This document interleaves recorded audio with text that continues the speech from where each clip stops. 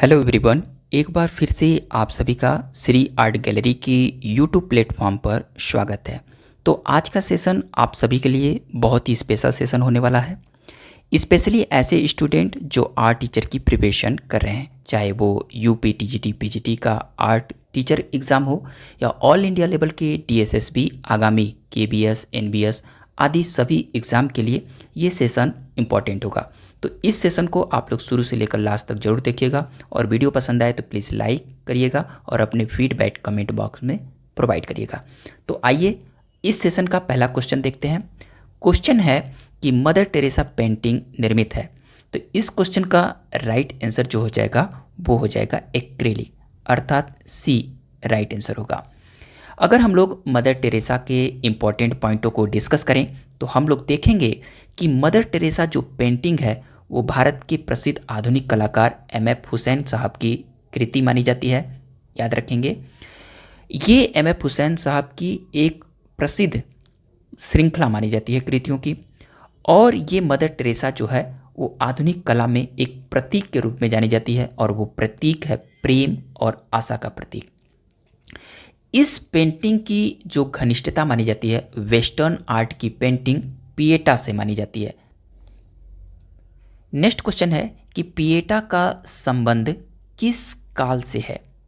Option के रूप में जो दिए गए हैं, सही ऑप्शन जो हो जाएगा वो नवजागरण काल हो जाएगा, अर्थात बी इज राइट आंसर। यहाँ पर पुनर्जागरण काल भी दिया गया है, लेकिन आप लोग याद रखेंगे कि ये जो कृति है वो माइकल एंजेलो की कृति मानी जाती है, और माइकल एंजेलो का जो समय माना जाता है वो उच्च पुनर्जागरण काल के एक प्रसिद्ध कलाकार माइकल एंजेलो थे। इनके टाइम पीरियड की बात किया जाए तो इनका जन्म जो होता है वो 1475 ईस्वी में इटली में होता है, और इनकी मृत्यु जो होती है वो 1564 ईस्वी में होती है। माइकल एंजेलो की जो कृति है पिएटा, माइकल एंजेलो जब इटली से रोम शहर में प्रवेश करते हैं तो वो इनकी ये पहली कृति मानी जाती है पिएटा, अर्थात इसको निर्मित करने में जो समय लगा था वो 1496 से लेकर 1501 के बीच में इस कृति को इन्होंने निर्मित किया था। तो इन सभी पॉइंटों को आप लोग नोट करेंगे। नेक्स्ट क्वेश्चन है कि मध्यकालीन संतों का जीवन रचना है। इसका राइट आंसर जो हो जाएगा वो विनोद बिहारी मुखर्जी, अर्थात टी राइट आंसर हो जाएगा। अगर इसके इम्पॉर्टेंट पॉइंटों के ऊपर डिस्कस करें तो जो ये कृति है मध्यकालीन संतों का जीवन, ये शांति निकेतन के हिंदी भवन में, याद रखेंगे हिंदी भवन में एक भित्ति चित्र है, और विनोद बिहारी मुखर्जी साहब ने इस कृति को 1946-47 के मध्य में इसको निर्मित किया था। इस भित्ति चित्र को विनोद बिहारी मुखर्जी साहब ने जिस पद्धति में निर्मित किया था वो फ्रेस्को ब्यूनो पद्धति, वेरी वेरी इंपॉर्टेंट पॉइंट है। और इस फ्रेस्को जो ये भित्ति चित्र है इसकी मेजरमेंट के ऊपर ध्यान दें तो ये 23 मीटर के क्षेत्र में निर्मित की गई है। ये सभी पॉइंटें नोट करिएगा। नेक्स्ट क्वेश्चन हम लोग देखेंगे। क्वेश्चन है कि हल्दी ग्राइडर नामक चित्र चित्रित किया था।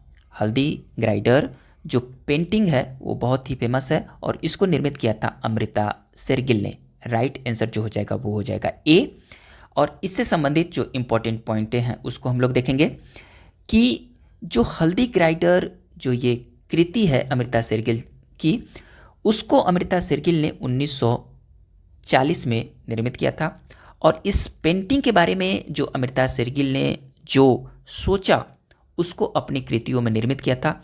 यह भारत के सुखद ग्रामीण दृश्य से प्रेरित है ये पेंटिंग, जिसमें भारतीय महिलाएं सूखी हल्दी पीसने की पारंपरिक गतिविधि में व्यस्त हैं, जिससे प्रभावित होकर अमृता शेरगिल ने हल्दी ग्राइडर पेंटिंग को निर्मित किया था। तो ये वेरी वेरी इंपॉर्टेंट पॉइंट हैं। नेक्स्ट पॉइंट पर डिस्कस करेंगे हम लोग। क्वेश्चन है कि फेरी टेल्स फ्रॉम पूर्वपल्ली प्रसिद्ध कृति है। वेरी वेरी इंपॉर्टेंट है ये कृति, और इसका राइट आंसर जो हो जाएगा वो के.जी. सुब्रमण्यम हो जाएगा। B is right answer. इसके जो इम्पोर्टेंट पॉइंट हैं कि जो फेरी टेल्स पूर्वपल्ली जो पेंटिंग है यह एक्रेलिक शीट पर निर्मित है, याद रखेंगे। और इसको तैली और जली रंगों का उपयोग करके केजी सुब्रमण्यम साहब ने 1986 ईस्वी में बनाया था।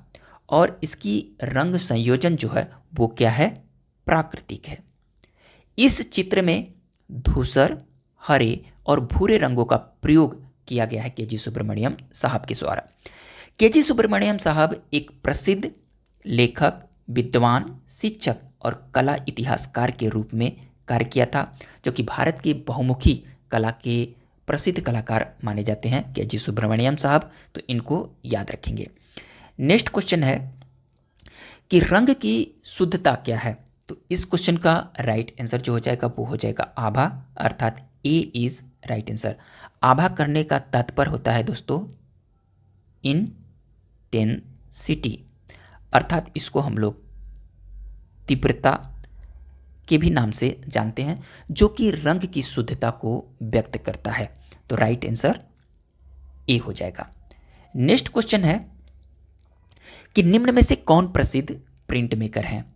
यहाँ पर प्रिंट मेकरों के बारे में बात किया जाता है और ऑप्शन के रूप में Emil Nolde, Erich Heckel, Ernst Ludwig Kirchner and उपयुक्त सभी। तो ऑप्शन के अकॉर्डिंग इस क्वेश्चन का राइट आंसर जो हो जाएगा ये उपयुक्त सभी, अर्थात बी इज राइट आंसर। जितने भी ऑप्शन में कलाकार दिए गए हैं वो सभी प्रिंट मेकर के रूप में जाने जाते हैं, अर्थात छापाकार के रूप में जाने जाते हैं।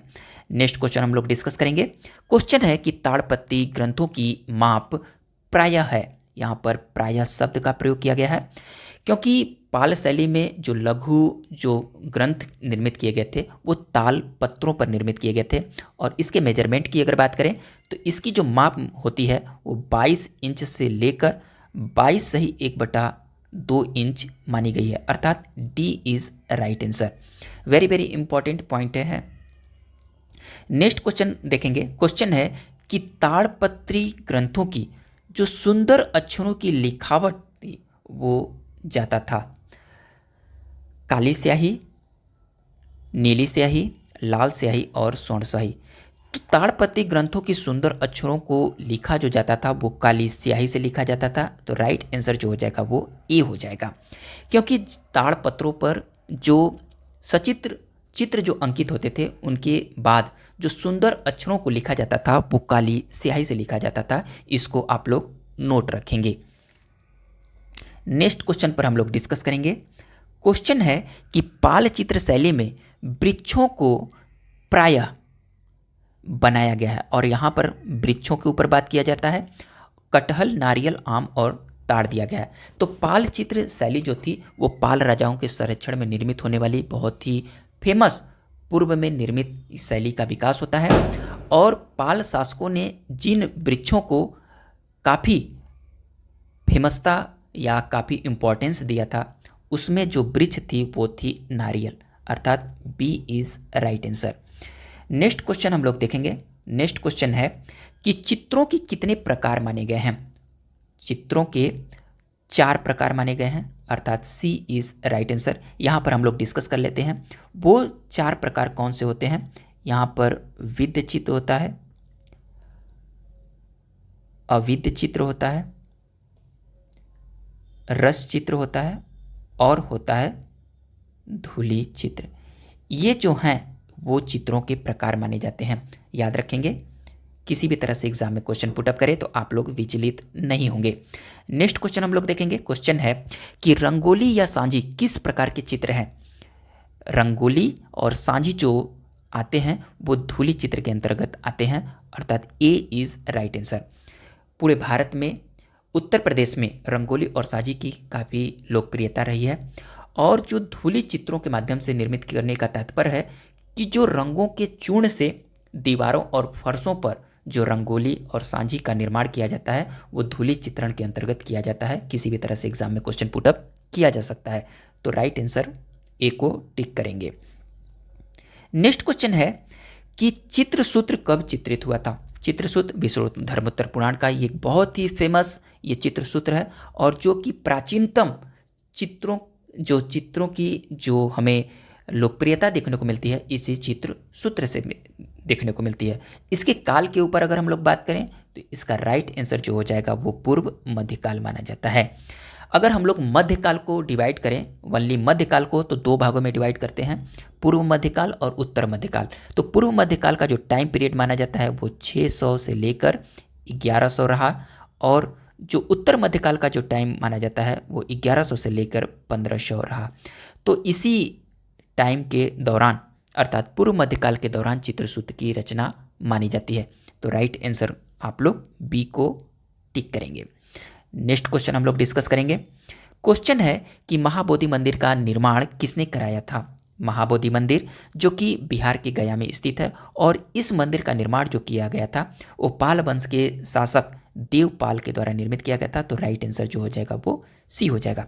देवपाल का जो टाइम पीरियड माना जाता है वो 815 से लेकर 855 के बीच में माना जाता है, और इन्हीं के शासनकाल में महाबोधि मंदिर का निर्माण किया गया था, जो कि बौद्धों के लिए काफ़ी फेमस ये मंदिर मानी जाती है, और भगवान बुद्ध की ये ज्ञान प्राप्ति का बहुत ही प्रमुख केंद्रों के रूप में जाना जाता है।